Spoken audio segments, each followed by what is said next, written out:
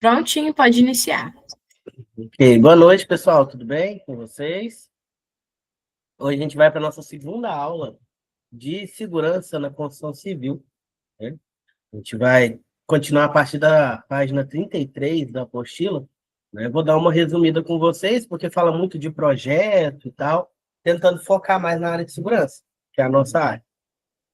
Qualquer dúvida pode perguntar, né? E vamos seguindo. Na última aula, a gente terminou falando ali da segurança, falando dos projetos, dentro da construção civil, falou um pouco sobre o alojamento, né? Tudo focado aí na nossa NR18, que é a que regulamenta a questão da construção civil. Na construção civil, o Tec Segurança ele enfrenta muito desafio, porque assim é uma área muito difundida, né? Tem tecnologia, mas ainda tem muito local que não utiliza a tecnologia, né? E o que a gente mais vê aí é obras sem utilização da tecnologia, sem segurança, feita de qualquer maneira, né? E é um dos ramos aonde a gente tem mais acidente, né? Devido à quantidade, né? Porque como é uma atividade que você tem em grande escala, em todo lugar, né? A segurança ainda está tendo um pouco de dificuldade ali nessa questão. E sem contar que o pessoal da construção civil costuma ser um pouquinho mais teimoso, é igual o pessoal da parte de agricultura. São as duas áreas que dão um pouquinho mais de trabalho para a segurança do trabalho, que é a área rural e a área de construção civil. Hoje a gente vai começar falando aí dos equipamentos de transporte nas obras. Esse equipamento de transporte aqui, pessoal, tanto para pessoas quanto para materiais, né? A gente tem as obras cada vez mais verticalizadas, né? Atualmente é difícil você ver alguém construindo uma casa que seja de um andar só, né? Então as obras estão verticalizando, estão cada vez mais altas aí, né? Então a gente precisa de transporte para o material e para as pessoas também, mas mais é material, né? E esse transporte vai ser feito através de equipamentos, focando aí na segurança do trabalho para evitar a sobrecarga do operador, para evitar a sobrecarga ali da pessoa que está trabalhando. Antigamente carregava-se em carrinhos, né, o material, abria, fazia massa, era na mão mesmo, o pessoal montava, fazia ali aquela mistura de areia, cimento e água e virava na enxada, né, virava na pá. Hoje em dia não, hoje em dia você tem a betoneira, você tem ali todo um aparato para auxiliar aí a obra, a construção civil, que além de deixar mais rápido o processo, deixa mais seguro também para os colaboradores. Evita o desgaste aí e ajuda na ergonomia, né? É uma adaptação do trabalho ao homem, né? Do trabalho ao operador, para que ele não precise se esforçar tanto para fazer uma atividade. Então, o transporte aí vai vir para transportar os materiais, né? Atualmente, como a gente falou, as obras estão cada vez mais verticais, então a gente precisa se atentar aí a esse transporte, porque muitas das vezes eles não sinalizam direito, se você está tendo uma obra, não tem como parar. Desculpa, pessoal, minha rua é um pouco barulhenta. Não tem como parar ali para fazer o transporte, não tem como isolar a área para fazer o transporte de material, então a gente precisa se atentar mais nesse quesito de segurança. Então, a gente precisa de uma maior racionalização da atividade e um planejamento mais adequado, né, para evitar esse transporte de material enquanto o pessoal está trabalhando. A importância do planejamento, montagem do equipamento, né, planejamento adequado para instalação e montagem desses equipamentos de transporte nos canteiros. Existem equipamentos muito grandes, né, que demoram dias para ser montados para fazer o transporte ali em 2 horas, 1 hora, né, principalmente quando você fala de içamento de carga.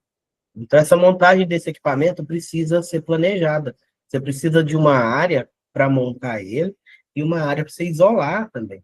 Porque pela NR que trata aí de transporte de cargas, a gente precisa isolar toda a área que corra risco. A área onde o guindaste, a grua, o equipamento que for fazer o transporte vai fazer o giro. Porque não pode ficar ninguém debaixo da carga, né? Em hora nenhuma você pode ter uma pessoa abaixo da carga. Então tem que planejar direitinho Porque muitos desses equipamentos são alugados, não são da própria empresa. E a hora deles é bem cara. Então, você faz ali o planejamento para ficar com ele menos tempo possível, para também não oferecer risco aos seus colaboradores. Né? Disposição dos materiais, localização ideal para o depósito de materiais, sempre otimizando o fluxo do trabalho para não ficar movimentando demais, né? Para não ficar com distâncias muito longas nesse transporte de materiais e equipamentos. Deixar eles ali mais próximos possíveis para evitar o desgaste e também o custo com o transporte. E um fluxo eficiente, eliminação de desvio e depósito intermediário no transporte de material. Aquele material que você usa mais, você deixa mais próximo do canteiro, né? Você vai ter dentro do canteiro ali alguns depósitos menores com aquele material que o pessoal usa mais, para evitar deslocamento longo. Agora, aqueles materiais que são utilizados somente numa fase do projeto, ou que são utilizados menos, né, eles já vão ficar em locais menos acessível, mais longe, mais distante da obra ali, né, para otimizar esse fluxo. A Thaís respondeu. Sempre é bom ter corda guia e sinaleiro, isolar a área de içamento. Isso mesmo. Né? A corda guia, o cabo guia ali, né? Onde o operador vai ajudar a guiar a peça que está sendo içada para que ela não gire demais, para que ela não mude ali a trajetória, e o sinaleiro é o que fica fazendo o sinal, né? Dá para o operador que está dentro do equipamento fazer a movimentação certinha. Obrigado, Thais, pela contribuição. Eu acho que vocês têm uma disciplina que vai falar de içamento propriamente dito, só de içamento. Fala da ANR. Eu não lembro direito qual, mas tem uma disciplina que adentra aí na questão do içamento. Um bom planejamento, pessoal, visa a maior eficiência possível do transporte no canteiro, considerando ali as partes de segurança, logicamente, e os aspectos fundamentais para o sucesso da obra. A gente vai ter equipamentos móveis que estão presentes em todas as fases, por exemplo, caminhão basculante, né? Aquele caminhão com caçamba que levanta a caçamba. Então, esse é o basculante. A gente vai ter de vários tamanhos, né? De acordo com o material que ele vai transportar. Ele vai trazer ali areia, brita, cascalho, né? Vai carregar também entulhos da obra, dependendo. Então, esse é o caminhão basculante. A gente tem as pás carregadeiras, né, que são muito utilizadas aí também na construção civil para fazer movimentação de material em pequeno trecho. Então, a pá carregadeira, ela movimenta muito pouco, né? Faz movimento pouco, mas ela faz também o carregamento do caminhão basculante. Ela vai lá, pega o material, né? Por exemplo, tá abrindo ali uma valazinha para colocar as manilhas, aí vai lá, utiliza esses equipamentos para poder retirar o material lá de dentro e colocar no caminhão, né? A reta escavadeira também. Então, são dois equipamentos aí que também são caros a hora deles, né, que são muito utilizados na construção civil. A Thaís falou para a gente a NR11, que é a de içamento. Tem uma disciplina que vê ela, e eu não lembro qual disciplina, mas vocês vão ver ainda, que a gente vê a 11, 12 e 13, na mesma disciplina. E a gente tem outras máquinas de grande porte aí, que trabalham com essa movimentação de material, né? Por exemplo, ali a gente vai ter os caminhão MUC, os guindastes, né, que têm já uma mobilidade boa aí. Alguns aí são sobre rodas, andam pra caramba, né, que trabalham aí nas obras de construção civil. A gente tem os equipamentos fixos também, que são aqueles que ficam fixos durante a obra em um local estratégico. Exemplo aí a grua, que a gente vai ver, que é um tipo de guindaste. A gente tem os guinchos, os elevadores da obra, tanto para pessoas quanto para materiais, principalmente em obras muito verticalizadas, obras que têm muitos andares ali, e os andaimes. Os andaimes aí estão presentes em toda a obra, em toda a indústria também. A gente está vendo muito andaime pela questão de segurança, que eles são mais seguros do que as escadas.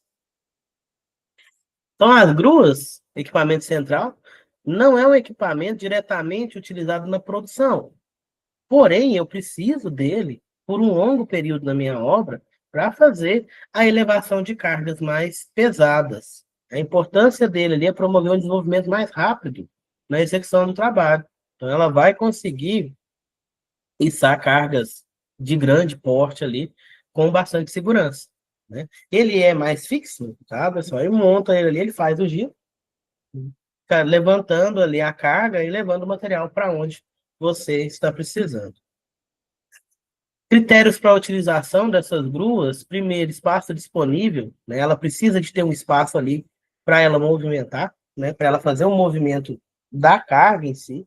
Tamanho e peso, tem que considerar todo esse aumento que a gente vai fazer, pessoal. A gente precisa saber a geometria da peça, da carga que você vai carregar, e o peso e o centro de massa dele, que tem a forma correta de você amarrar essa carga e de movimentar, porque você precisa visualizar ali o centro de massa para que ela não gire, não tombe, né? E também o tanto que você pode abrir a lança do seu equipamento, porque como ele está ali, né? Ele vai ter um ponto fixo no chão, que é onde ele está patolado ali, onde ele abre ali o que a gente chama de patola para dar uma estabilização, né? Que são tipo umas perninhas, ele abre umas perninhas ali e fixa no chão, né? Coloca ali no chão para que ela não se movimente. Quando faz a movimentação de carga, se eu não tiver o cálculo direito, o cálculo correto, esse equipamento pode tombar, né? Porque ela fica em balanço ali, que a gente fala. A carga fica ali em balanço, ela não tem um ponto fixo embaixo dela, que segure ela, é somente em cima. Então, quanto mais o equipamento abre o braço, menor a capacidade dele de carga, porque aí vai distanciando do ponto fixo dele ali, então vai ficando mais pesado, digamos assim, né? Não é que fica mais pesado, mas você tem um momento de massa ali mais alto. É como se a massa se concentrasse mais naquele canto. Então, quanto mais ele abre a lança, menor a capacidade dele. Então, eu preciso calcular isso daí.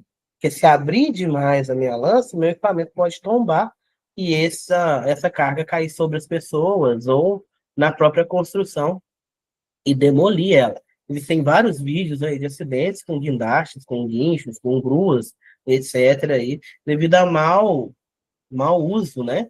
Má operação, ou também o próprio equipamento com defeito. Porque ele tem que ter ali alguns dispositivos de segurança para evitar que ele faça isso, né? Que não deixe ele fazer. Ele travar ali para ele não ultrapassar a sua carga, de carga nominal, a carga que ele consegue carregar. Então, por isso que eu tenho que ter ali um espaço disponível para ela movimentar, né? Porque se eu tiver que montar ela muito longe, ela vai ter que abrir demais o braço. E isso daí é perigoso. Perigoso na hora que ela está fazendo a elevação da carga. Tamanho e peso, preciso considerar, né? O tamanho, o peso e o centro de massa da minha carga que eu vou estar movimentando, e o método de execução. Analisar os métodos usados na execução da obra e as necessidades específicas, né? Onde eu vou tirar aquele material, como é que vai ser o movimento desse material e aonde eu vou colocar ele, né? Utiliza muito aí na construção civil, né? Esses equipamentos aí para elevação de carga e movimentação. Cálculo de carga máxima, né? Ela é dada ali pela carga útil a ser transportada, somada à carga do meio de levantamento ou suporte utilizado. Tem que ver qual que é o suporte ali. Deve considerar o carregamento máximo necessário para diferentes cargas. Por exemplo, cuba cheia de concreto, pré-fabricados de concreto, pallets de tijolos, formas e aços. Isso daí tudo, cada um vai ter um peso, uma geometria diferente. Então, eu preciso estar fazendo os cálculos para que eu não corra risco desse equipamento tombar, né? Ou dessa carga cair, certo? E ter a forma correta de amarrar também. E não sei se vocês já viram aí, atualmente eles estão construindo prédios muito rápido, usando muito esse pré-fabricado de concreto. Fica parecendo aqueles brinquedinhos de criança, aqueles Legos que tinha antigamente, né? Já vem a escada montada, ele só coloca ali no local e já vem as vigas, ele vai encaixando ali aquele, quem é de Araxá, né? Não sei se viu essa construção, mas aquele prédio do Bernardão, do Mercado Bernardão, do centro da cidade, eles subiram ele rapidinho. E ele era quase todo de pré-fabricado de concreto. Então, lá a gente via movimentação desses equipamentos de transporte de carga o tempo inteiro. Né? O tempo inteiro ali, e construir ele rapidinho. Porque veio as peças todas praticamente prontas, e só montou. Né? Foi montando a escada, montando ali os andares. Tem 3 andares, aquele prédio lá, e foi, sim, foi muito rápido a construção deles. Porque eles trabalharam com esse pré-fabricado de concreto.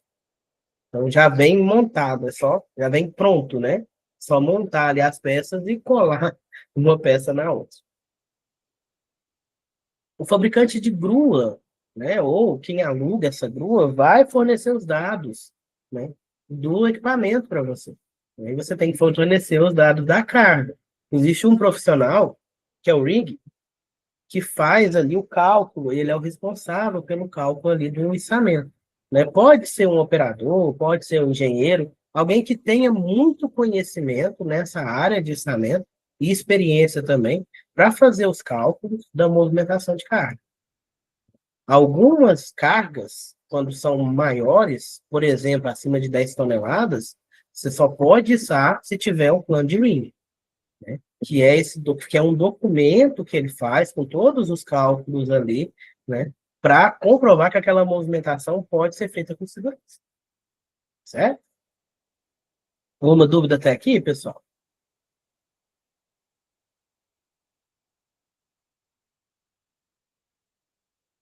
Então, tranquilo? Vamos continuar.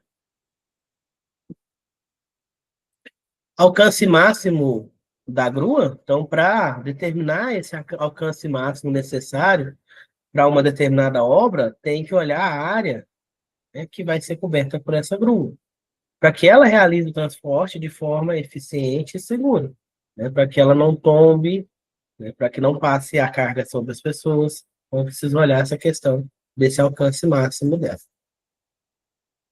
Os meios de levantamento de carga, né, eu vou ter aparelhagem de correntes e cabos ou ganchos correspondentes que garantem a segurança do transporte do material pesado, da forma que eu vou amarrar aquela carga. Então, depende do tipo de carga, né? Se for um feixe ali de vigas, por exemplo, eu vou ter uma forma correta de amarrar. Se for uma peça cilíndrica, eu tenho outra forma de amarrar. Tudo isso daí vai ser de acordo com a carga, com o que eu estiver levantando. E o sistema de segurança. Todos esses equipamentos são dotados de sistemas de segurança. Sistema de alarme, sistema de patola, sistema de,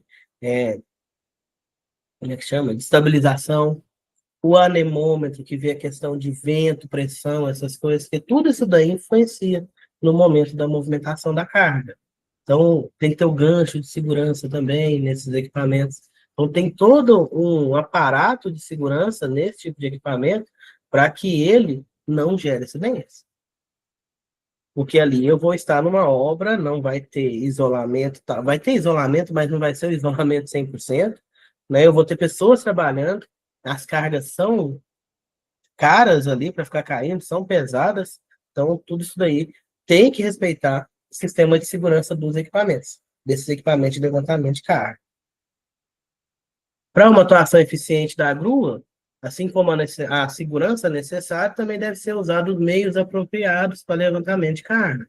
A cinta correta, né, o equipamento, o acessório correto para fazer essa movimentação. Outra coisa muito importante, não somente para equipamentos de movimentação de carga, né, para todos os equipamentos, é o checklist. Antes de operar, o operador precisa verificar os itens críticos daquele equipamento, através de uma listinha, que a gente chama de checklist. Aí ele vai checando, né? Vai colocando ali um tiquezinho no que está correto.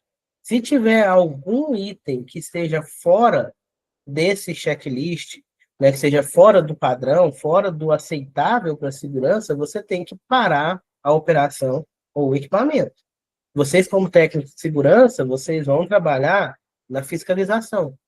Né? Então, quando tiverem nas obras, vão chegar, por exemplo, no operador desse equipamento e vai perguntar para ele, ó, você fez o checklist? Você tem o checklist do equipamento? você ter o treinamento para operar esse equipamento, o treinamento está válido, né? Você tem a carteirinha para poder operar, né? Tudo isso daí o técnico de segurança precisa checar, certo? Vai depender, tá, de empresa para empresa, mas o checklist toda empresa vai estar pedindo, certo, pessoal? Aí a gente tem que ver as normas internas. Mas o checklist do equipamento é muito importante, toda empresa pede, que é uma forma do operador, antes de começar a atividade, verificar se o equipamento está ok. A Thaís comentou, nós fazemos inspeções dos equipamentos mensalmente e os operadores fazem o checklist diário. Isso. Qual empresa que você trabalha, Thaís? É de qual ramo, se você não quiser falar o nome da empresa?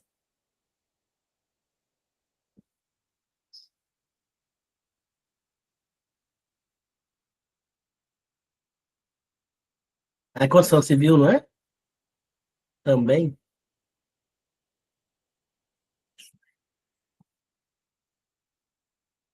Então, a Thaís está participando com a gente, né? Falando que ela trabalha aí na área já de construção civil. Muito bom, que aí ela ajuda a gente aí com exemplos também.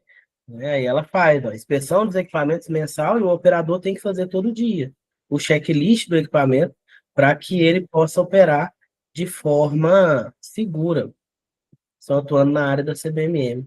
Muito bom mesmo. Obrigado pela participação, Thais. A área da construção civil ela é muito boa para a gente trabalhar como técnico de segurança. Tem muita vaga, né? E tem muito trabalho também, né? Muita coisa para a gente fazer. Então, voltando aqui, né? Como técnicos, vocês vão atuar nessa questão da fiscalização, né? Verificar se está sendo feita a atividade de forma correta, de forma segura, né? Se o equipamento está ok.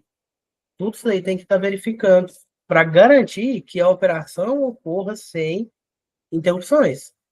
Interrupções que sejam de forma patrimonial somente, falha no equipamento ou acidentes. Então a gente precisa evitar isso daí. Então o técnico de segurança ele vai agir nisso daí. Por isso vocês precisam saber, entender sobre esses equipamentos, sobre essas NRs, para que vocês possam fiscalizar. Vocês não vão operar, vocês precisam entender, né, o que está nas normas, o que vocês vão fiscalizar quando estiverem dentro das indústrias, dentro da área de segurança do trabalho. Bombas de concreto, trocando agora de equipamento, né, representam uma alternativa econômica e muito eficiente para o transporte de concreto dentro do canteiro de obras. Né? Alguns aí vão usar ali uma betoneira próximo dele ali, que vai fazer uma massa, uma certa quantidade de massa ali, mas é uma massa pequena. Então, às vezes, a gente vai precisar de equipamentos maiores. Então, esses equipamentos móveis aí, eles vão, né, fazer o concreto ali, rodar o concreto com capacidade muito mais alta. Então, para uma obra grande, utiliza-se muito essas bombas de concreto. Eles utilizam ali para encher laje, para fazer tudo, né? Então, também é um equipamento móvel que também precisa dos cuidados necessários no momento da atividade, no momento da obra ali. Vantagens dessas bombas de concreto, primeiramente, rapidez, né? Muito mais rápido que você ficar fazendo a massa. Você já vem com a massa ali pronta, né? Vários metros cúbicos ali de massa. Ele só vai, o operador só vai ali, né? Orientando ali a bomba, onde vai jogar, né? Vai levando aquela tubulação ali.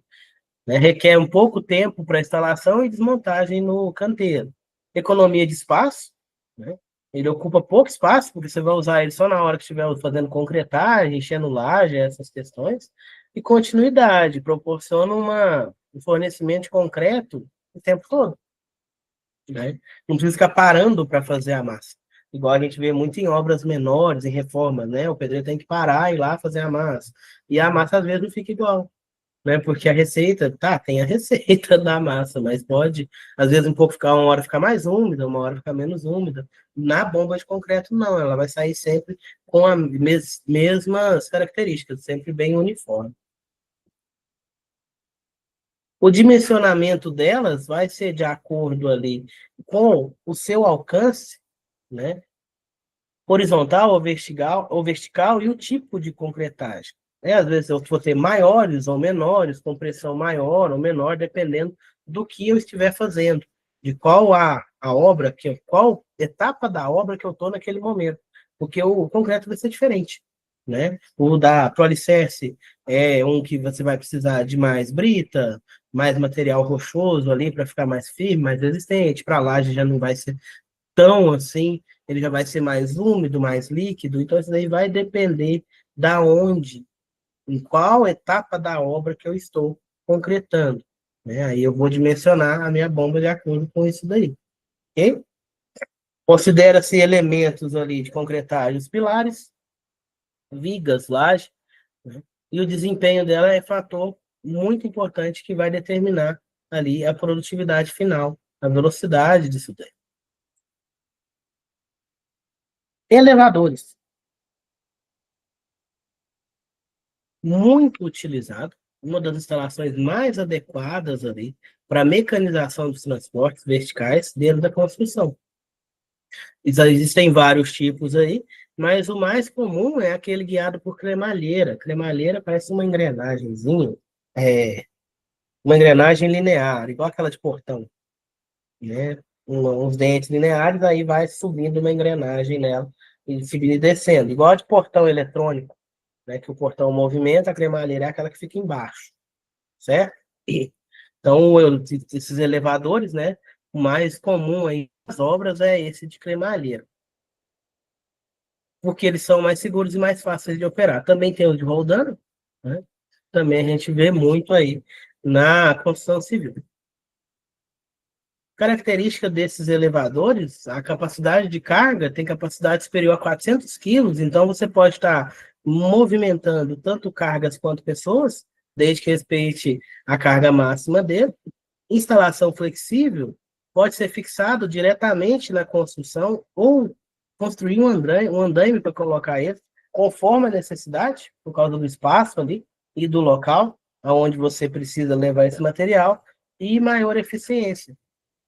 Permite uma maior plataforma de trabalho, tornando mais eficiente na operação. Né? Então, ele deixa ali uma plataforma mais liberada ali, para que você consiga trabalhar. Esse slide ficou fora da ordem, ele estava lá na. Vou pular ele aqui. Redução do tempo improdutivo.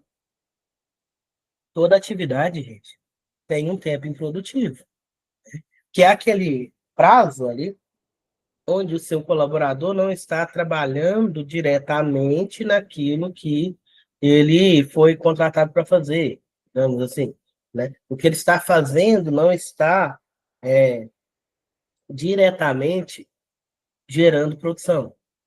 Não é que ele está errado, é porque tem esse tempo. Por exemplo, te contrata para fazer uma atividade, 8 horas por dia. Você não vai trabalhar 8 horas por dia fazendo aquela atividade. Você tem todos os movimentos, as atividades indiretas para que a sua atividade ocorra. Além, né, da questão da gente ser humano. A gente não é máquina. A máquina, ela roda 24 horas por dia. Ela roda 8 horas sem parar. O ser humano, não. O ser humano tem que parar, tem que beber uma água, tem que respirar. A produtividade dele de manhã, principalmente construção civil, que é muito braçal, que é muito esforço físico, a produtividade de manhã é mais alta do que a da tarde, porque a pessoa já vai cansando. Do começo da semana, ela é melhor do que no final da semana, porque a pessoa vai tendo aquele cansaço.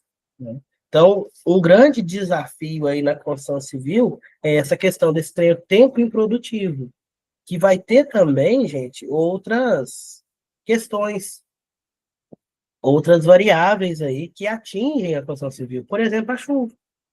Dependendo da atividade, na etapa da obra que você está, se tiver chovendo, você tem que parar.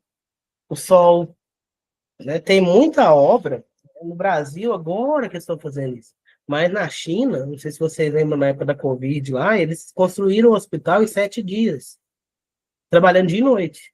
Lá eles trabalham muito à noite na construção civil. Aqui no Brasil está começando. Em áreas mais isoladas, o pessoal já está fazendo isso. Porque aí não vai ter questão do calor, não vai ter questão do sol, né? Então, já tem algumas áreas que estão fazendo isso. Não pode ser muito próximo de população, né, de área urbanizada, por causa da lei do silêncio. Né? Mas aí, alguns locais que são mais afastados, o pessoal trabalha à noite, que ajuda também nessa questão da redução do tempo improdutivo. Né? Então, o tempo improdutivo, além disso tudo, né, também vai ser gasto em deslocamento de pessoal, né? Se o elevador não estiver funcionando, eles vão gastar mais tempo, porque eles vão ter que subir material de outra forma, eles vão ter que subir de outra forma ali na sua obra.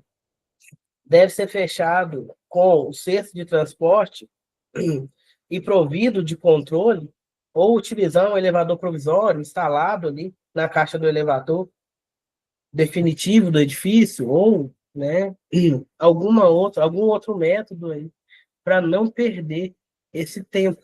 Então, a utilização de elevador nas obras é muito eficiente, porque reduz um pouco esse tempo improdutivo, né? No que dá para reduzir, né, gente? Porque tem coisa que não dá para reduzir.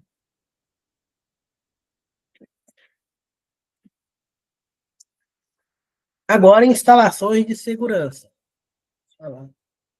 Terminou essa parte aí dos equipamentos de movimentação, né, de carga e de pessoas, quando a gente vai falar da segurança propriamente dita, instalações de segurança. Alguma dúvida por enquanto?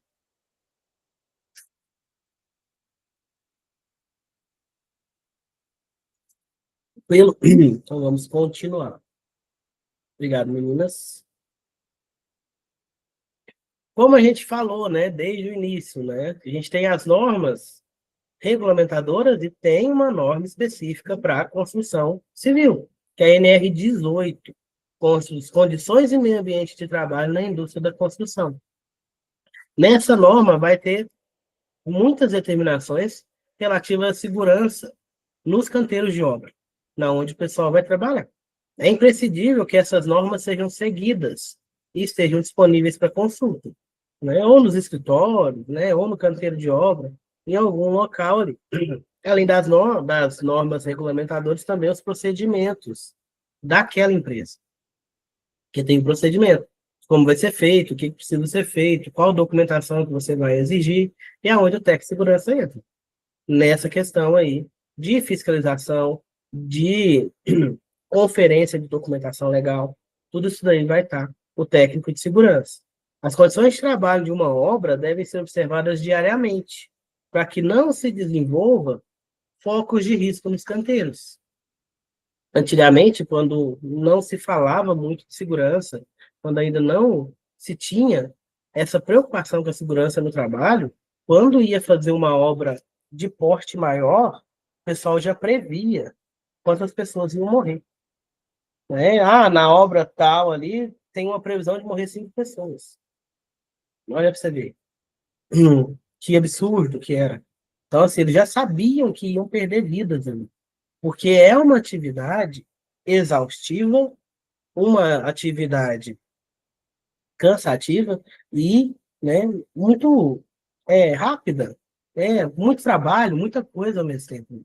Então, eles já previam quantas pessoas que iam morrer, porque não tinha segurança nenhuma. Né? O pessoal aí tem então umas fotos famosas aí de construção, né? O pessoal sentado numa viga, sem nada, sem um cinto, sem nada, um monte de operadores, né? Sentados numa viga ali, em uma altura enorme, sem nada, sem um equipamento de proteção. Né? Porque eles trabalhavam assim, né? Não tinha essa preocupação. Atualmente tem, graças a Deus, tem a lei, você não pode trabalhar fora dela. Se a empresa for ali denunciada, se tiver um acidente ali de trabalho, né, ela vai ter que pagar indenização, vai ter que pagar multa, dependendo da empresa. Do porte da empresa, ela pode até fechar. Né, e da gravidade também da situação.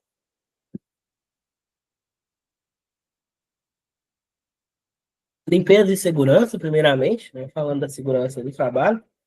O local de trabalho limpo é um requisito básico para que o trabalho seja executado com qualidade e que os colaboradores trabalhem ali de forma mais satisfatória e mais segura também. A gente falou na aula passada até da quantidade de banheiros que tem que ter na obra, né? Porque isso daí é bem-estar do colaborador. Existe uma relação perceptível entre limpeza e segurança, né? Na construção civil. Então a gente precisa zelar por isso daí.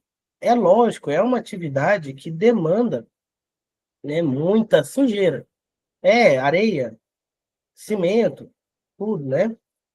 Mas a gente precisa ter uma organização para evitar acidentes. Porque os locais mais organizados, eles evitam acidentes. Porque fica melhor de visualizar. Fica melhor de controlar alguns riscos ali que você não precisa ter dentro do canteiro de obra. Então, isso aí entra a organização. Organização e limpeza. E a ligação com a segurança. Né? Você entra em uma oficina, tá tudo bagunçado. Você não acha nada ali. Cheio de peça pelo chão, cheio de coisa espalhada, você aumenta a exposição dos seus colaboradores ao risco. Porque ele, como ele não está visualizando, ele pode virar o pé, ele pode machucar, ele pode, enquanto estiver pegando a ferramenta, cortar a mão em algum perfuro cortante. Então, isso daí que é a ligação da limpeza e organização com a segurança. Você precisa visualizar, você precisa ver aonde você está pisando, aonde você está colocando a mão, para que não ocorra cortes ou acidentes. Então, essa daí é essa questão da limpeza e da segurança. Ela deve ser respeitada também nos canteiros, nas obras, né? E o pessoal não costuma gostar muito, mas a gente, como técnico de segurança, a gente precisa prezar por isso daí, né? Prezar por essa questão. O pessoal fala muito de 5S, apelidaram de 5S, né? Mas não é 5S, é organização e limpeza. Organização e limpeza é uma parte do 5S, não é o 5S em si. O pessoal fala muito 5S, talvez vocês vão ouvir isso na área, né? Mas o importante é que eles entendam que o local precisa estar organizado para oferecer maior segurança para quem está trabalhando ali. Segurança na área de produção, interdição e sinalização. A gente precisa interditar, isolar certas áreas durante a atividade, para que não entrem pessoas não ligadas à atividade que possam estar correndo riscos. Então, aí você interdita a área, você sinaliza, você isola a área. Além disso, pessoal, a gente precisa trabalhar muito essa questão da iluminação adequada, certo? Porque se eu for trabalhar à noite, se eu estou trabalhando num local mais escuro, eu preciso ter uma iluminação. E essa iluminação precisa ser adequada, né? Entra a questão ali, né, do trabalho em altura. Né? Muita gente, às vezes, acha que o trabalho em altura é proibido à noite. Ele não é proibido à noite. Só que ele só pode ser realizado com uma iluminação adequada. Se não tiver iluminação, não pode fazer esse tipo de atividade. Então, eu preciso verificar essa questão de iluminação, até durante o dia mesmo. Às vezes, o pedreiro está ali fazendo um acabamento e o local não tem iluminação. Não vai dar para ele trabalhar de forma satisfatória. Ele vai forçar muito ali as vistas, ele pode errar, né? Então precisa ter iluminação. Além da iluminação, instalação de sinais de alerta em áreas de risco, né? Atualmente, o pessoal já trabalha ali com dispositivos de fechar locais onde serão janelas, portas, em prédios, né? Coloca um dispositivo ali, ou uma rede, ou um dispositivo, uma barreira física, para que não tenha risco do colaborador cair. Né? Cair dessas alturas, talvez porque escorregou, porque estava carregando alguma coisa e não viu. Então já estão instalando barreiras físicas nesses locais. Antigamente não tinha isso. Né? Vocês também já devem ter visto, esses prédios maiores, eles estão colocando uma espécie de uma rede em volta dele, para que não tenha o risco de objetos caírem e irem fora do alcance ali, do local separado para a obra.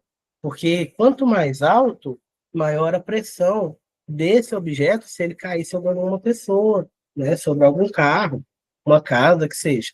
Então, eu vi um parafusozinho, né? Um parafuso maiorzinho ali, um sextavado maior, dependendo da altura que ele cair, se ele cair na cabeça de uma pessoa, ele pode matar.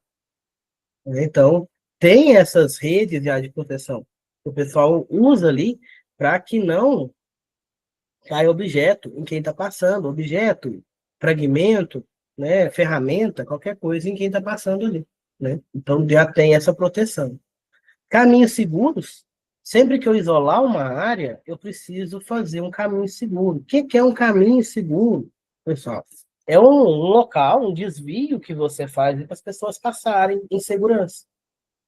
Muita obra faz, né? A gente vê, acompanha isso daí, por exemplo, no centro das cidades. Eles isolam ali, colocam ali os tapumes, né, já para segurança, e do lado do tapume, eita, quando o tapume pega toda a calçada, né, é obrigado a fazer um caminho seguro, colocar cones ali e deixar uma parte para o pedestre passar.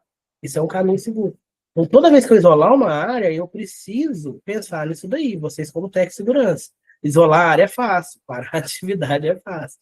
Mas a gente precisa colocar um caminho seguro ali para as pessoas passarem, né, e sinalizar ele com cone, com barreiras físicas ali, com cerquite, que der para você colocar ali, para que a pessoa passe de forma segura. Proteção de estruturas, escadas firmadas, cobertura de escavação, anteparos de proteção em buracos, né? Sinalização, né? Tudo isso daí vai ser proteção de estrutura, para que as pessoas não se machuquem, não caem, não pisem em um local onde não tem uma segurança. Então, vai colocar essas proteções. Passarelas e andaimes, pontes, passarelas, galerias e andaimes de proteção adequadamente instalados, né? Eu tenho toda uma norma aí para esse tipo de construção de equipamento. O andaime tem que ter o guarda-corpo. O guarda-corpo, gente, ele é uma junção ali de um travessão superior, um travessão intermediário e um rodapé. O rodapé tem que ter uma altura de 20 centímetros, tem que ser fechado, para que não caia ferramentas ou objetos em quem está passando lá embaixo. A altura do travessão depende do tipo do andaime.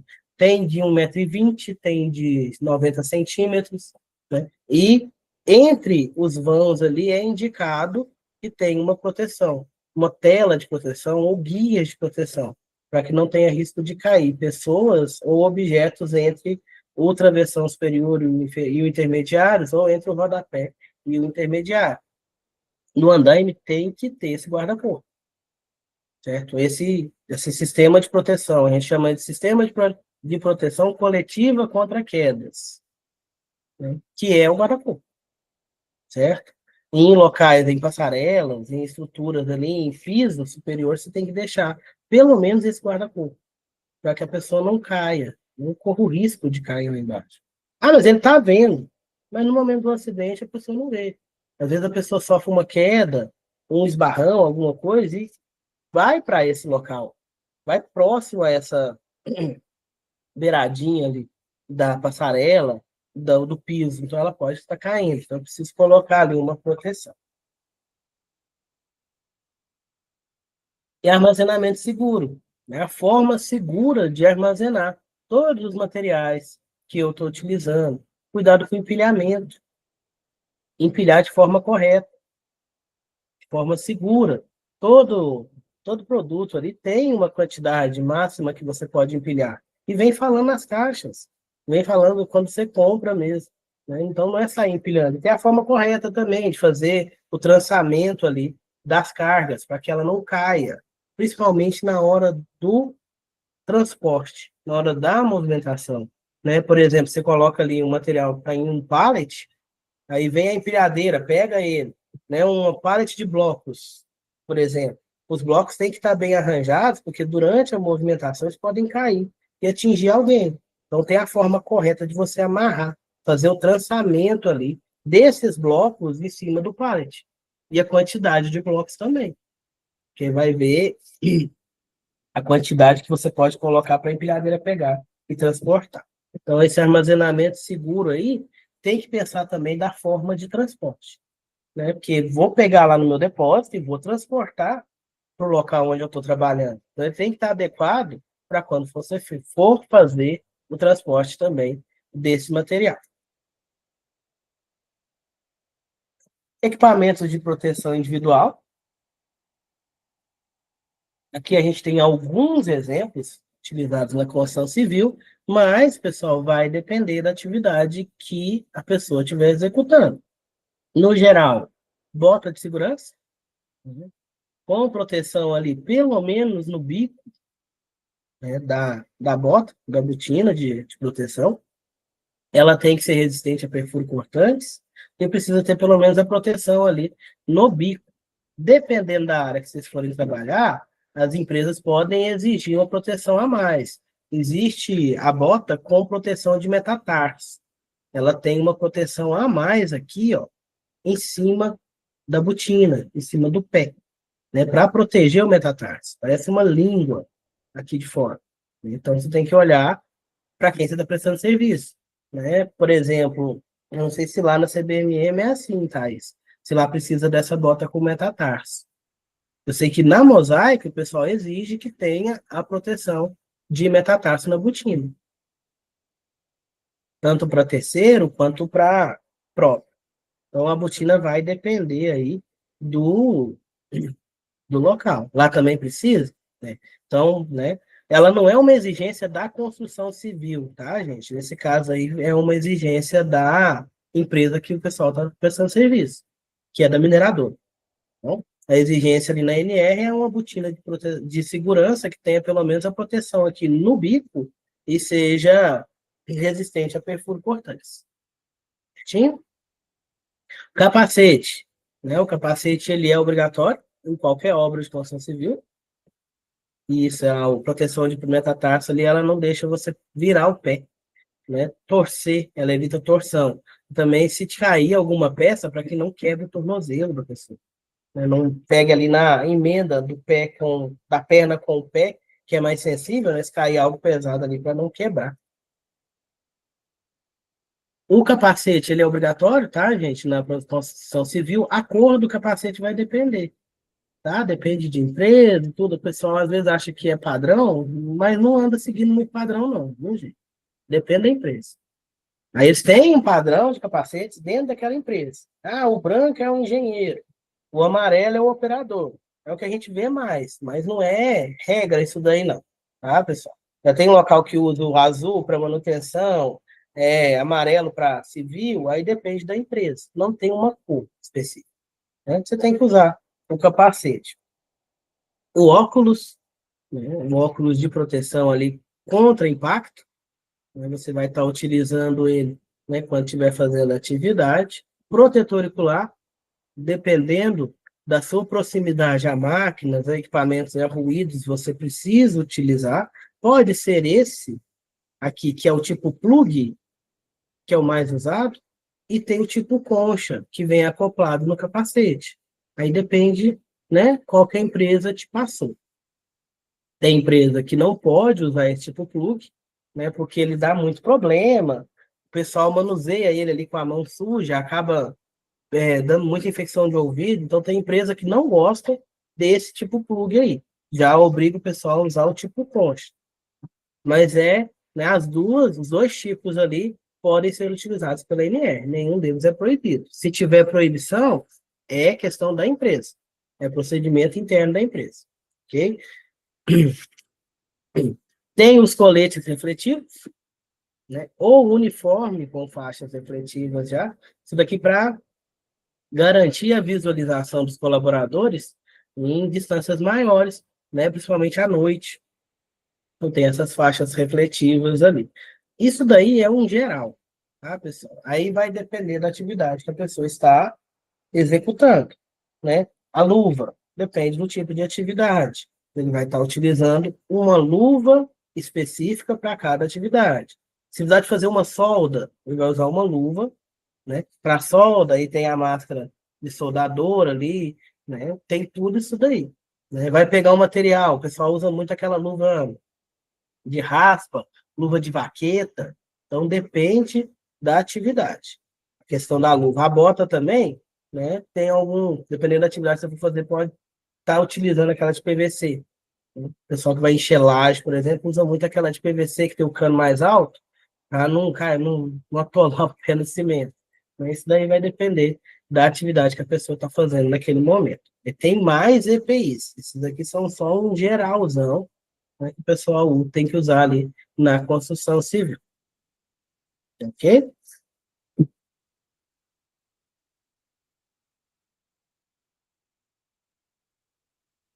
Proteção das vias públicas, né? Quando estou fazendo uma obra que é próxima a um grande centro, que é urbana mesmo, eu preciso pensar nessa questão das vias públicas, né? Então a gente utiliza ali sinais luminosos, letreiros, cerquite, tapume, para estar protegendo as pessoas, né, que estão passando próximo àquele canteiro de obras. Então, utilizar esses equipamentos de proteção coletiva aí nessas obras e nunca esquecer do caminho seguro, né, de colocar um caminho seguro para os pedestres passarem. E informar os colaboradores também, né, que ali está passando gente, para tomar cuidado, né, não deixar cair nenhum objeto. Proteção contra emissões, essa aqui já é um pouquinho mais complicada aí, né, porque algumas aqui a gente não consegue minimizar muito, né? Por exemplo, ruído, né? Monitoramento e controle de nível de barulho em atividade de construção civil. Né? Por isso que o pessoal ainda não trabalha muito à noite, por causa do ruído, né? O ruído, a iluminação, né? Toda essa questão aí. Porque o ruído não tem muito o que fazer, tá? Em obra de construção civil não tem muito o que fazer, né? É cuidar ali das máquinas, com uma boa manutenção, para que elas não façam ruídos além do que ela vai fazer quando ela está operando, porque o restante não dá para segurar muito, não, gente. O ruído, infelizmente, na construção civil não tem como. Poeira. Medidas para reduzir a emissão de poeira, né, que possa afetar a vizinhança. Já existem obras que o pessoal faz, né, enclausuradas. Coloca tipo um balão, sabe, de lona ali, né, uma armação de lona ali, para que as pessoas façam a obra dentro dessa lona. Ajuda na questão de controle de poeira, que a poeira não sai desse local, né? Ajuda na questão de chuva, que a lona vai proteger, e na questão do calor também. Do sol, não do calor, do sol. Né? Porque lá dentro deve ser terrível a questão da temperatura. Mas já existem essas proteções, tá, pessoal? Que aí o pessoal enclausura a obra ali. A obra fica toda fechada dentro de uma lona, né? Tipo um galpão de lona.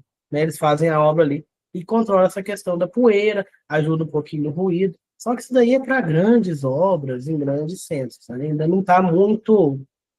É, como é que fala?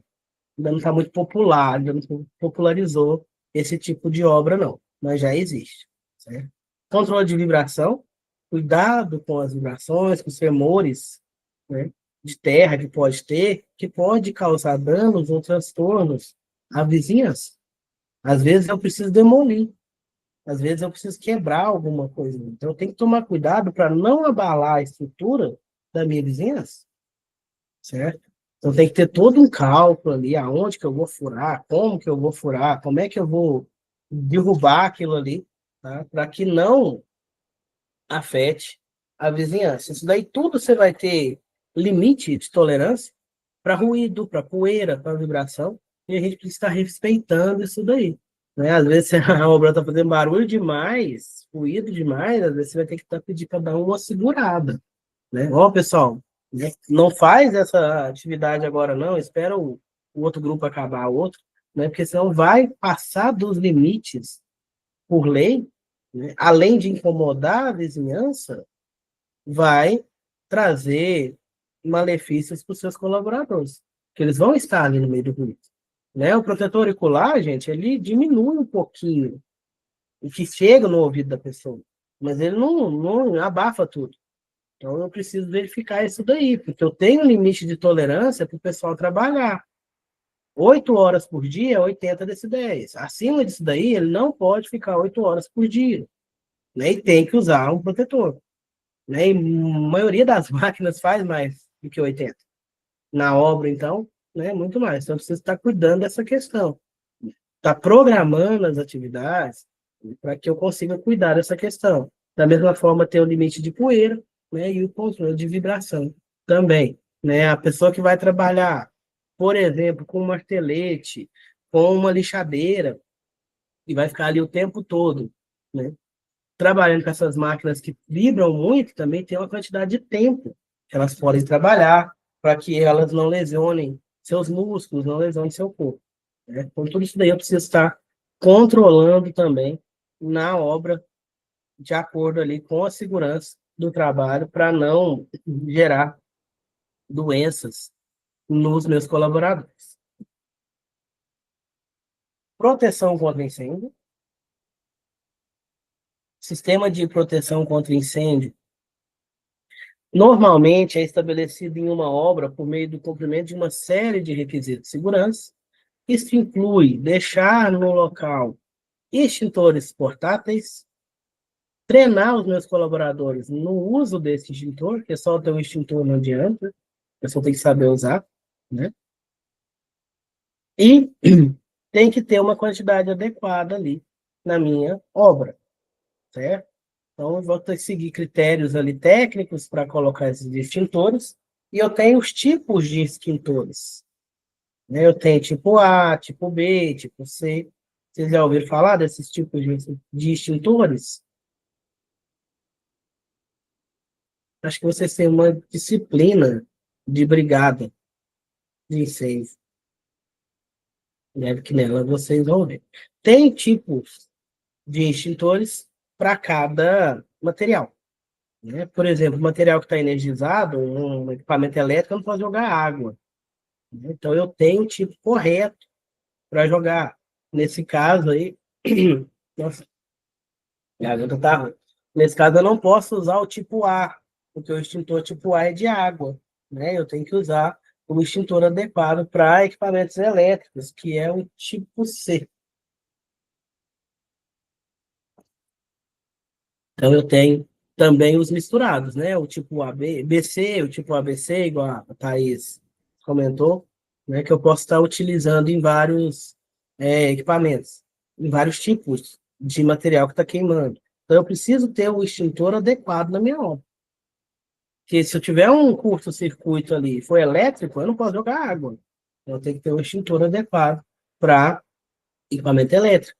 Então, né, vai ter na área ali, tem que ter na área um extintor de acordo com o material que tem nesse local. Depois que acabar a obra, aí tem toda a questão de proteção contra incêndio, né? Prédios, locais maiores aí onde vai ter mais pessoas, locais públicos, eu preciso ter um sistema de proteção contra incêndio, né? E tem que ser liberado, ali vistoriado e liberado pelo Corpo de Bombeiros, para que o meu estabelecimento possa funcionar.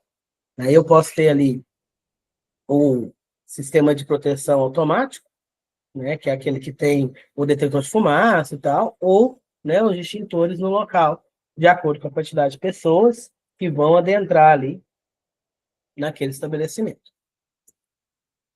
Vocês vão ver isso na disciplina de brigada. Sinalização de segurança. Né? Toda a minha obra tem que estar sinalizada. O objetivo dessa sinalização é chamar a atenção tanto dos trabalhadores quanto dos visitantes sobre os riscos que a gente tem no local e os cuidados que eles precisam ter. Por exemplo, utilização de equipamento de proteção.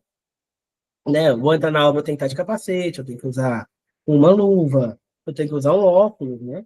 E saber ali como se comportar em momento de risco. Então, eu preciso ter uma rota de fuga também nas minhas obras. O pessoal costuma não fazer isso daí. Preciso ter um local de saída, uma saída de emergência, uma rota de fuga.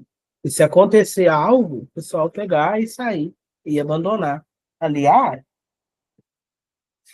Essa sinalização, ela é geral, tá, gente? Na segurança, a gente tem algumas cores aí que a gente utiliza. Por exemplo, a cor vermelha, ela é mais utilizada para equipamento de combate a incêndio, né? E advertências, onde eu posso ter perigo, ou também local de emergência. Utiliza muito a cor vermelha para isso. A cor amarela já indica cuidado em locais onde as pessoas possam bater ou tropeçar. A gente vê muito aí o zebradinho, amarelo e preto, né? É para mostrar ali que é um local onde a pessoa possa bater a cabeça, pode estar tropeçando. Então, usa muito. O amarelo é para chamar atenção também, ele é alerta, deixar a pessoa alerta. Branco vai ser utilizado, por exemplo, em passarelas, corredores, local de armazenagem, zonas de segurança. Então, a gente usa o branco. O preto, né, canalização de inflamáveis, combustíveis de alta viscosidade e também nos letreiros, né? A gente como faz a combinação das cores ali. A gente tem também duas cores muito usadas aí na segurança, que é o verde e o laranja. O verde, ele é a cor da segurança do trabalho, né? Então ele simboliza a segurança. Então a gente vai ver muito essa cor ligada aí à segurança. Por exemplo, dispositivo de segurança. Chuveiro de segurança, ele é verde, com lava-óleo de emergência, ele é verde. Alguns dispositivos de segurança serão verdes. Algumas placas, né, vão vir ali com essa cor verde, placa de saída, indicando a rota de fuga, tem essa cor verde, com o pictograma, o desenho branco, que são duas cores muito utilizadas aí, voltadas para a segurança. O verde. E a gente tem o laranja também. Né? O laranja já vai ser ali partes móveis de máquinas, faces internas de guardas, botão de arranque de segurança, dispositivo de corte, canalizações contendo ácidos, o laranja, a cor do ácido, caminhão de ácido, tubulação de ácido sulfúrico, eles têm essa cor laranja aí, que também é uma cor da segurança. Tá? Aqui não falou do azul, não falou do azul. O azul vai ser proteção, tá, gente? Plaquinha azul vai estar falando ali, né, para você utilizar um EPI, né, é uma placa de conscientização. O amarelo é alerta, né, o amarelo, o laranja, o azul é conscientização. Então, plaquinha, local, você chega no local, tem uma plaquinha azul ali com o desenho de um capacete, porque você precisa usar o capacete, certo? Então, frases de alerta, eles fazem muito também na cor azul. Faltou a cor azul aqui nesse slide. Existem várias sinalizações de segurança. Só pegar a imagem para vocês falar um pouquinho. Só um minuto. Ela aqui.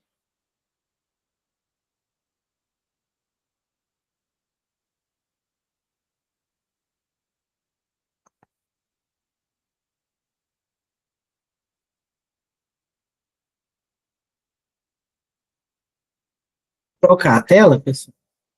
Vamos ver se é isso, para a gente falar um pouquinho sobre essa sinalização.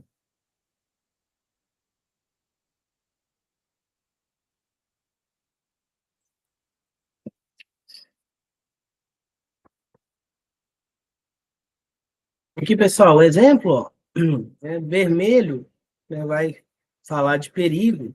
Né, a gente vai ver muito plaquinha escrito, né, de vermelho, perigo, risco de incêndio, espaço confinado também vai estar ali a cor vermelha falando, de chamando a atenção da pessoa, proibido fumar nessa área, área restrita, né, utiliza também ali o amarelo, que já é para chamar a atenção, o amarelo e o vermelho, o azul, né? Vai ser lembretes de segurança, ó, lembre-se, leve segurança onde você for, avise, né? Utilize os óculos de proteção, não fume nessa área.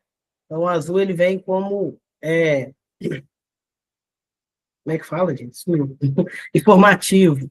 Né? O azul ele vai ser para dar informações. O verdinho também, para lembrar da segurança. Pense, distrações causam acidente.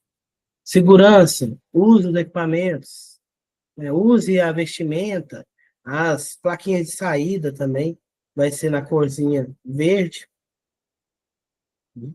E aqui o amarelo, né, que chama a atenção, a face, escada rolante, né, entre outros. Só que eu tenho umas plaquinhas de segurança. Né? Então, essas cores vão estar voltadas para isso, para alertar, para chamar a atenção, para informar. Então, eu vou ter várias placas aí de segurança. Na construção civil, a gente utiliza também esse tipo de plaquinha, esse tipo de sinalização. Existem outros meios de sinalização, a não ser placas. Deixa eu pegar um outro aqui para vocês.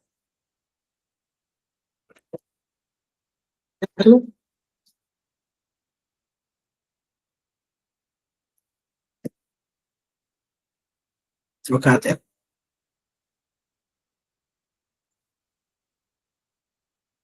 Essas aqui já são as de incêndio, de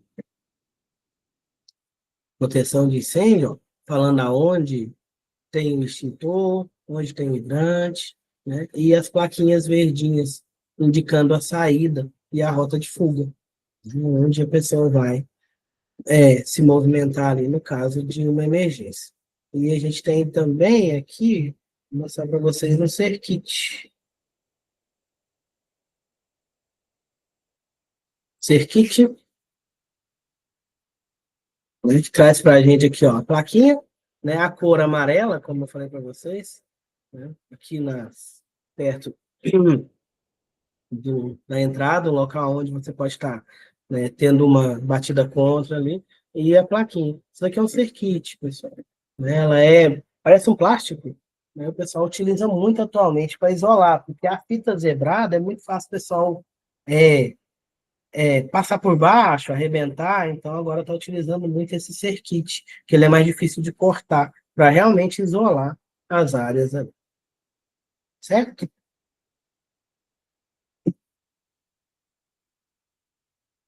Você tem a linha,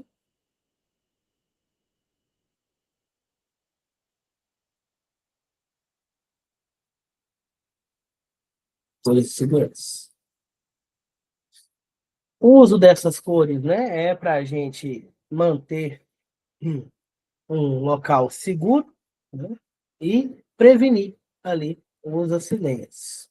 O objetivo da sinalização na segunda NR18, identificação dos locais, local de apoio, dentro do ponto do canteiro de obra, indicação de saída, indicar as saídas por meio de diretrizes ou setas claramente visíveis, principalmente em momento de emergência.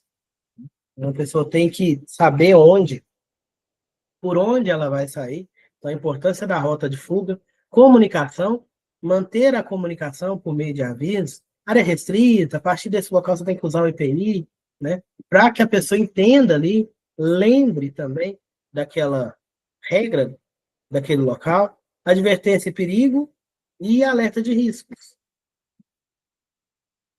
Temos também a sinalização adicional, obrigatória, né, que vai estar ali para alertar contra o isolamento de áreas de transporte, né, por exemplo, ali onde vai atuar uma grua, um guincho, um guindaste, identificar os acessos de circulação de veículos e equipamentos na obra. A gente falou na aula passada, né, tem que ter um sentido ali, né, de movimentação, o tráfego ali dos automóveis dentro da obra tem que ter um trânsito ali organizado para não gerar acidentes, advertir contra o risco de passagem onde o pé direito foi inferior a 1,80 m, né, para a pessoa não bater a cabeça, identificar locais com substâncias tóxicas, corrosivas, inflamáveis, explosivas, radioativas que podem estar ali, né, naquela obra.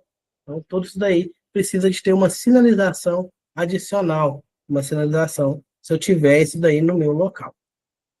O colete refletivo, a NR18 estabelece que é obrigatório o uso do colete ou tiras refletivas no uniforme do trabalhador, na região do tórax e nas costas, quando ele estiver, por exemplo, fazendo atividades em vias públicas. A gente vê muito pessoal que trabalha nas estradas e rodovias aí, né, eles utilizam esse tipo de colete ou de uniforme, sinalizando acesso ao canteiro, em frente de serviço, e movimentação e transporte vertical de materiais. Né? Essas faixas refletivas aí é para aumentar a visualização, reduzir o risco ali de colisão, de atropelamento dos meus colaboradores. Classificação da sinalização, a gente tem alguns sinais de obrigação, exemplo aí, né, obrigação de usar um EPI, sinal de perigo, né? Atenção, precaução, verificação ou atividades perigosas. Sinais de aviso indica atitudes perigosas ou proibidas dentro do local. Não fume nessa área, né? Utilize o capacete, use o cinto, né? Sinal de aviso e sinal de emergência, que indica, por exemplo, direção de fuga, saída de emergência ou localização de equipamento de segurança.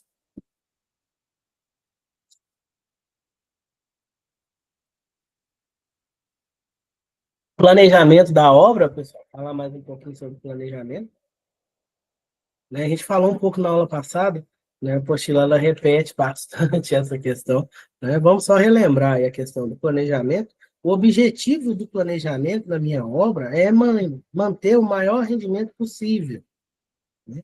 Com os menores custos de execução, para que eu consiga, né, ter um lucro maior. Não vou pensar só no dinheiro, tá? Pelo amor de Deus. Gente. Quando eu vou fazer o planejamento de uma obra, eu preciso planejar a segurança, que é fácil economizar com segurança, mas essa economia, ela sai cara no final, certo? Então, no momento do planejamento, eu tenho que colocar a segurança. Eu tenho que pensar na segurança, né? Quantos técnicos que eu vou precisar? Se eu vou quais tipos de EPI que eu vou fornecer para o meu colaborador, os treinamentos que eles precisam ter, né? Não é só trazer um colaborador que sabe fazer o serviço, né? Ele precisa de treinamento na questão de segurança, né? Para que ele execute de forma segura suas atividades. Então, isso daí eu tenho que colocar no meu planejamento. Além disso tudo, a documentação legal, né? Eu tenho ficha de EPI desses colaboradores, os treinamentos, eu tenho questão de DDSIG, DDS que eu tenho que estar fazendo, né? Eu tenho que fazer as campanhas de prevenção e promoção à saúde, eu tenho o PCMSO, né, da minha obra, da minha atividade ali, da minha empresa, eu preciso desse relatório, eu preciso fazer um PGR, tudo isso daí tem que entrar no meu planejamento. O pessoal, às vezes, faz ali um orçamento e não coloca isso. Aí a questão das obras ficarem mal feitas, de atrasarem, eles esquecem dessa questão da segurança. Principalmente quando presta serviço para empresa maior, né? Presta serviço dentro de alguma área. Porque ele é contratado para fazer aquela atividade, só que todo esse custo com segurança, com documentação, tem que estar incluso nos meus custos da obra, né? Então, na hora de fazer um orçamento, eu preciso considerar isso daí. Né? Aonde, às vezes, fala, nossa, mas a obra é muito cara, porque está embutido os custos com segurança, tem que estar. Né? Uma coisa é você fazer uma atividade erradamente, erroneamente na sua casa, sem pensar nesses requisitos, né, de segurança. Outra coisa é você prestar serviço para uma empresa maior, uma multinacional, né, que vai te exigir essa documentação. Então, no planejamento, eu preciso colocar isso daí. Né? Eu preciso estar atento ali a essa questão que eu vou gastar com segurança, certo?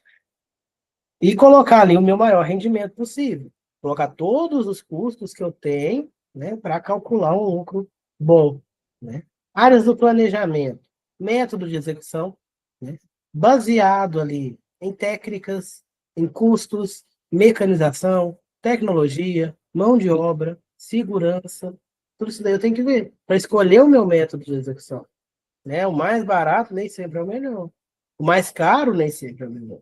Né? Eu preciso ver a adaptação dos meus colaboradores a esse método, né? Se eles estão sabendo fazer.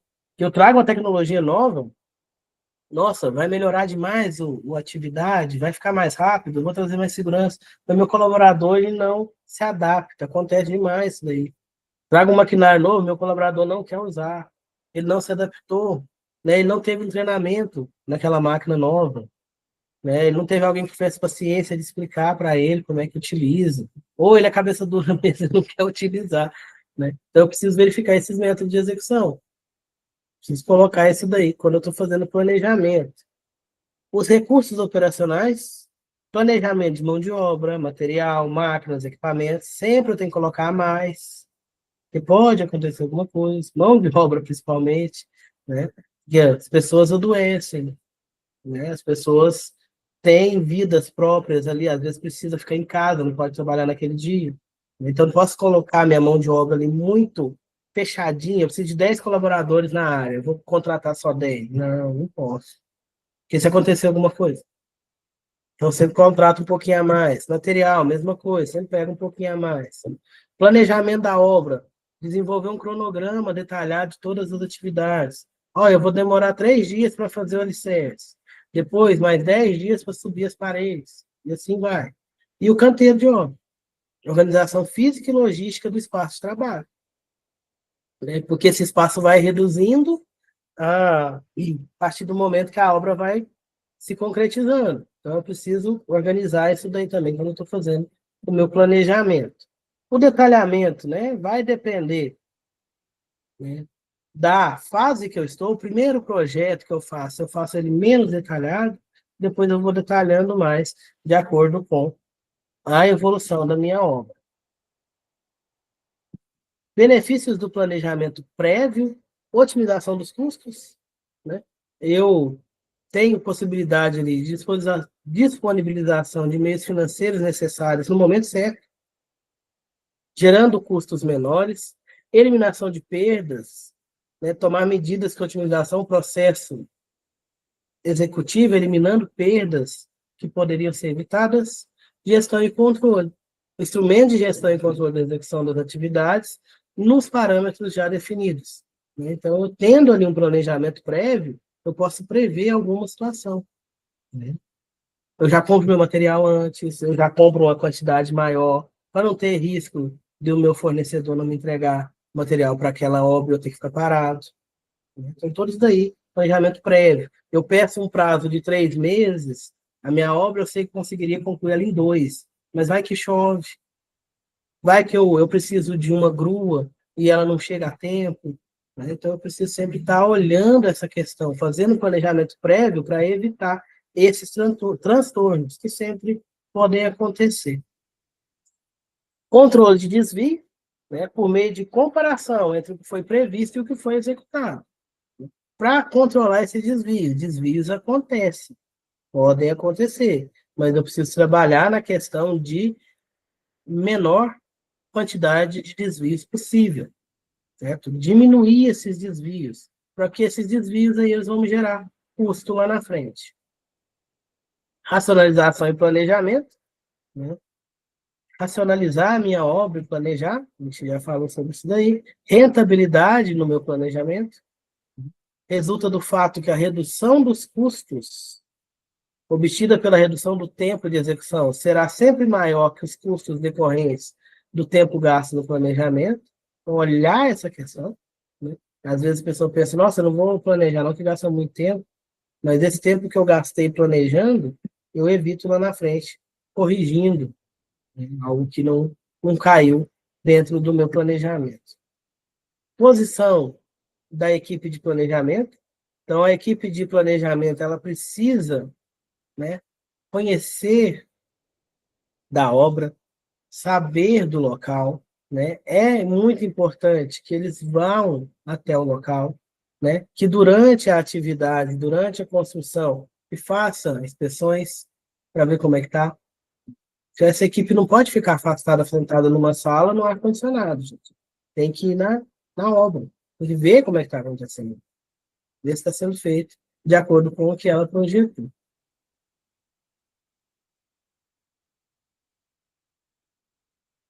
Estrutura do planejamento, registro de dados, isso aqui é uma parte importante, tá, gente? A gente precisa manter um diário de obra, né? Onde eu vou colocar tudo que eu fiz ali, né? Para depois bater com o meu planejamento, para fazer a comparação do planejado e do realizado. Então, eu tenho que ter um diário de obra, né? Registrar os dados do meu empreendimento, né? Colocar os métodos e trabalhar dentro do meu cronograma. E, por último, né, não menos importante, a questão das equipes de trabalho. Né? Eu posso ter equipes mistas, que são grupos formados por diversos tipos de profissionais, né? Pedreiro, oficial de concreto, carpinteiro, montador, armador e servente. Né? Que aí eu vou ter ali pelo menos um de cada ramo ali, digamos assim, para me atender na minha obra e fazer com que ela caminhe, né?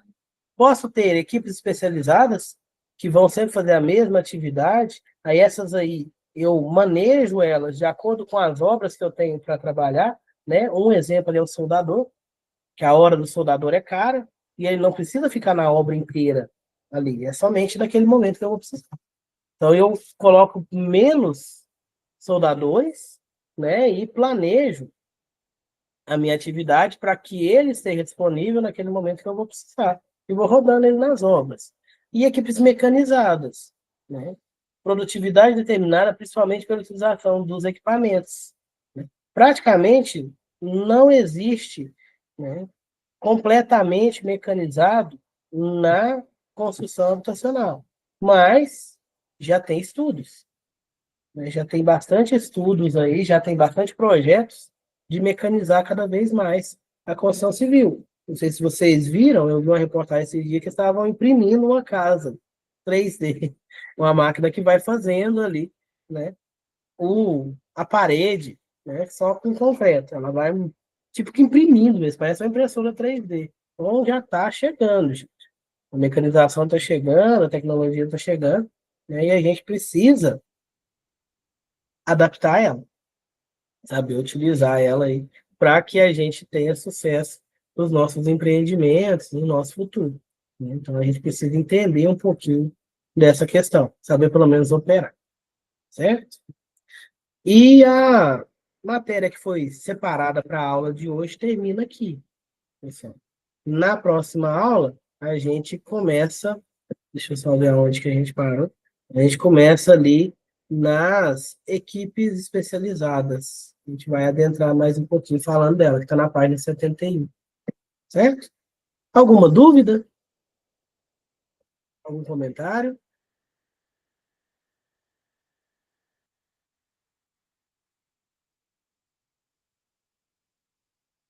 Não, tá tranquilo? Então a gente encerra por aqui, pessoal, a aula de hoje. E qualquer dúvida pode mandar para mim ou para a tutora. Tá ok? Até a próxima aula. Muito obrigado, pessoal, e boa noite.